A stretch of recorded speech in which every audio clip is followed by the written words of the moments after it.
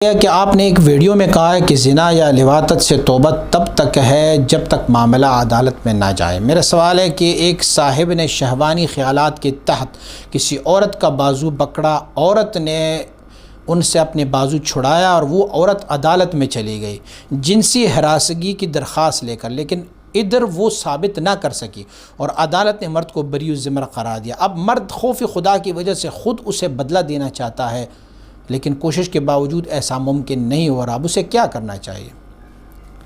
زنا میں دو چیزیں شامل ہیں، زنا میں حقوق اللہ بھی شامل ہے اور حقوق العباد بھی شامل ہے۔ حقوق اللہ یہ ہے کہ اللہ رب العزت نے زنا سے منع فرمایا ہوا ہے، زنا گناہ کبیرہ ہے، اور حقوق العباد اس میں یہ ہے کہ وہ آپ کا حق نہیں ہے اور آپ نے کسی کی حق تلفی کی ہے، فلہذا یہ بھی ان کے لیے ایک گناہ کے زمرے میں ہے۔ تو دونوں اس میں ہیں۔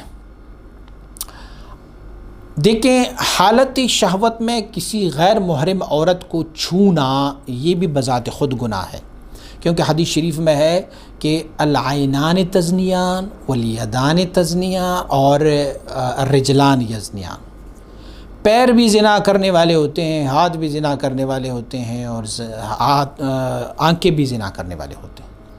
تو یہ بھی زنا کی ایک ہوتے ہیں کہ ایک قانون یہ ہے کہ یہ بھی زنا ہے، گناہ کبیرہ ہے۔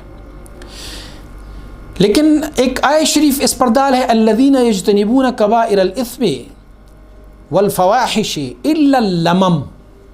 اس لمم کے تحت بعض مفسرین فرماتے ہیں لمم اس گناہ کو کہتے ہیں کہ آپ بحالت شہوت کسی عورت کا بوسہ لے غیر محرم کی یا ان کو ٹچ کر دیں۔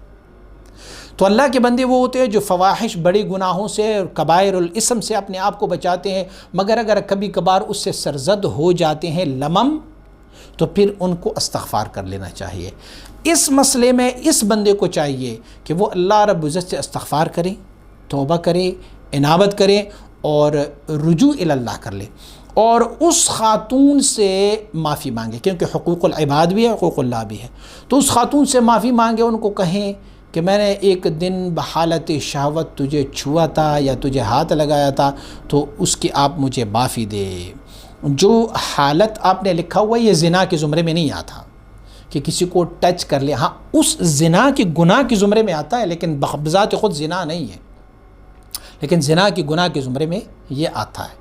تو اسی لیے استغفار اور توبہ و انابت کی جائے اور اس خاتون سے جو ہے نا وہ معافی مانگے جائے، تو یہ اس کا بدلہ ہے۔ اور زنا پر سزا تب ہے جب وہ عدالت میں پہنچ جائیں اور گواہ اس کی موجود ہو، اور 4 گواہ موجود ہو تو پھر اس پر سزا عدالت دی جا سکتی ہے۔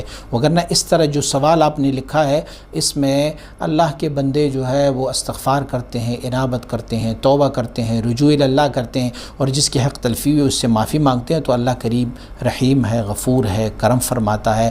اللہ یعود الیہ ابدا، ایسے توبہ کریں گے کہ وہ دوبارہ اس طرف عود نہ کریں گے، اور جو عمل ان سے ہوا ہے اس عمل پر وہ نادم رہیں گے اور اسے ذہن میں برا ہی جانیں گے کہ مجھ سے یہ غلطی ہوئی ہے، تو اللہ کریم کرم فرمائے گا۔